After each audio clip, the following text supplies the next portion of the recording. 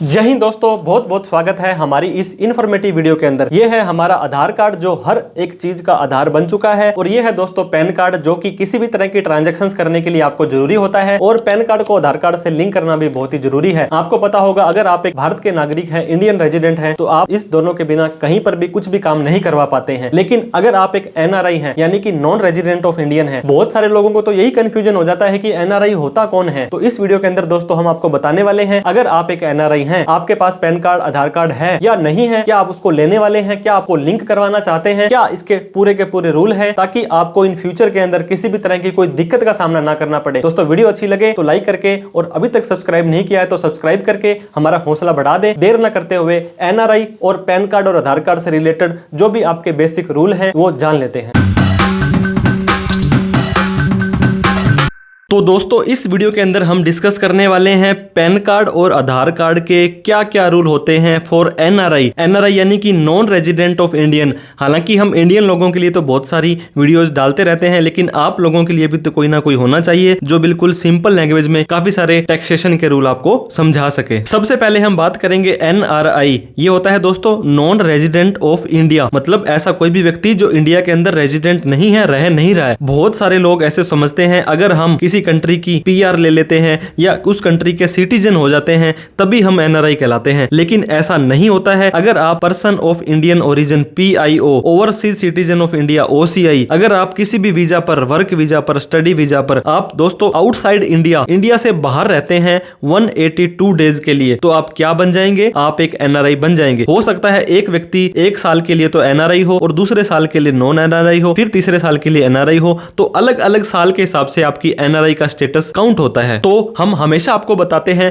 Document के मामले में इंसान को हमेशा अपडेट रहना चाहिए। पासपोर्ट के बिना तो आप एनआरआई वगैरह कुछ बन ही नहीं पाते हो, क्योंकि ये तो सबसे कंपलसरी डॉक्यूमेंट है। इसके अलावा पैन कार्ड और आधार कार्ड की हम बात करने वाले हैं और बात करेंगे पैन कार्ड को आधार कार्ड से लिंक करना है या नहीं करना है। बहुत सारे ऐसे एक्ट हैं जो लागू होते हैं जिनके अंदर रूल लिखे गए हैं। आधार का एक्ट है, इनकम टैक्स का एक्ट है, फेमा का एक्ट है। हर एक चीज के लिए आपको यहाँ पे इंडिया के अंदर आपको एक्ट मिल जाएगा, कानून मिल जाएगा। अब आधार एक्ट की बात कर लेते हैं दोस्तों। हु कैन अप्लाई आधार? आधार किस व्यक्ति के पास होना चाहिए या कौन व्यक्ति अप्लाई कर सकता है? All resident Indian must have Aadhaar card. आपको पता होगा दोस्तों, हर एक कंट्री की एक आईडी कार्ड होती है, तो ऐसा कोई भी नागरिक जो भारत का है वो आधार कार्ड उसको बनवाना चाहिए। नहीं बनवाएगा तो उसको बहुत सारी बेनिफिट फैसिलिटीज नहीं मिल पाएगी। तो आजकल हर जगह पे आधार कार्ड मांगा जाता है। For NRI it's optional to have Aadhaar. दोस्तों एनआरआई के लिए कोई कंपलसरी नहीं है कि आपको आधार कार्ड रखना है, वो डिपेंड करेगा आपके रेजिडेंशियल स्टेटस पर। अगर आपका रेजिडेंशियल स्टेटस, आप इंडियन सिटीजन तो थे लेकिन अब पीआईओ,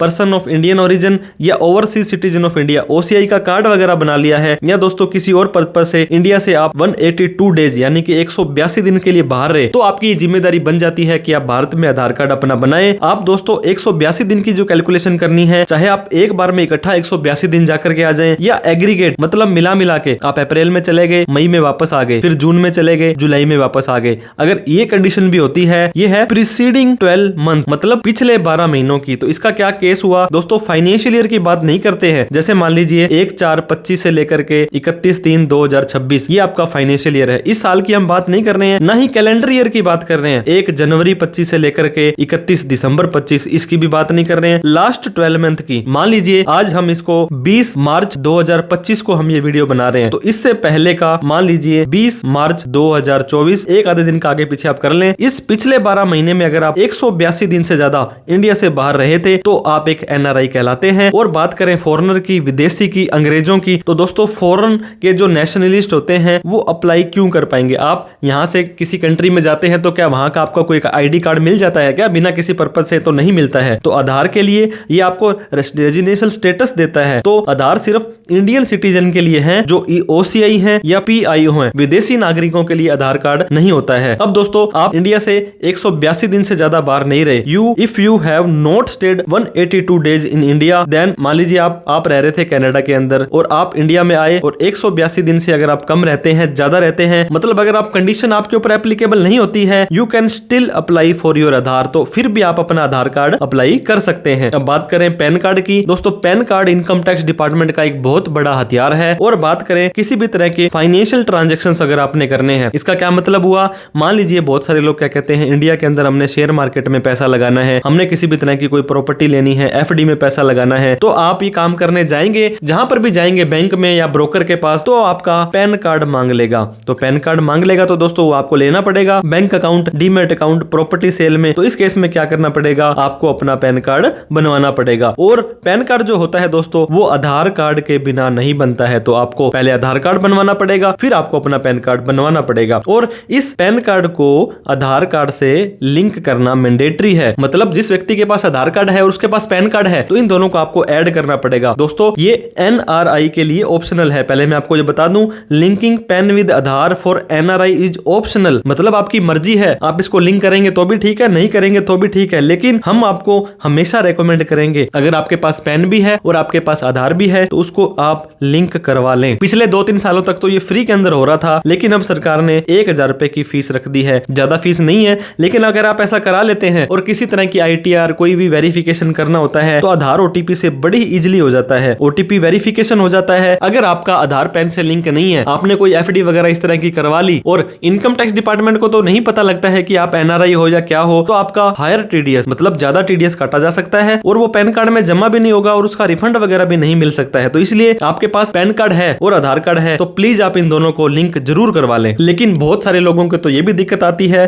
कि सर लिंक करवाने के लिए जो मेरा नाम है, मेरी डेट ऑफ बर्थ है, वो पैन में अलग आ रही है और आधार में अलग आ रही है। तो इस केस में आप अपने पैन को आधार से लिंक नहीं करवा पाएंगे। आपको पहले पैन और आधार दोनों के अंदर ही आपका डेटा सेम टू सेम करना पड़ेगा और उसके बाद में आपका जो स्टेटस है, आप एनआरआई हो गए हो। इनकम टैक्स डिपार्टमेंट को दोस्तों किसी भी तरह का कोई सपना नहीं आता है। तो आपको क्या करना पड़ेगा, आपको चल करके बताना पड़ेगा सर मैं एनआरआई हो गया हूं। तो वो कैसे बताएंगे, क्योंकि इनकम टैक्स डिपार्टमेंट आपको ट्रीट करेगा रेजिडेंट और सारे के सारे रूल आपको, अगर आप उनको नहीं बताते हो कि मैं एनआरआई हूं, एक एक व्यक्ति का, क्योंकि पासपोर्ट में वैसे तो आपका वीजा लगता है, आपकी बायोमेट्रिक होती है, लेकिन फिर भी अभी तक सारे के सारे डिपार्टमेंट आपस में इतनी ज्यादा कनेक्टिविटी और लिंक नहीं कर पाए हैं। तो आप आज की तारीख में ये मान के चलें कि आपका जो पैन कार्ड और आधार कार्ड है उसको लिंक करना है और सरकार को आपको बताना है कि मैं एक एनआरआई हूं। तो दोस्तों if you do not want to link PAN with Aadhaar, तो आपको एक ऑप्शन आपको मैं बताने वाला हूं। आप एक एनआरआई हैं, वो आपको सरकार को बताना पड़ेगा, इनकम टैक्स डिपार्टमेंट को बताना पड़ेगा। और इनकम टैक्स के पोर्टल पर दोस्तों आपके पास पैन कार्ड है तो आप अपने आप को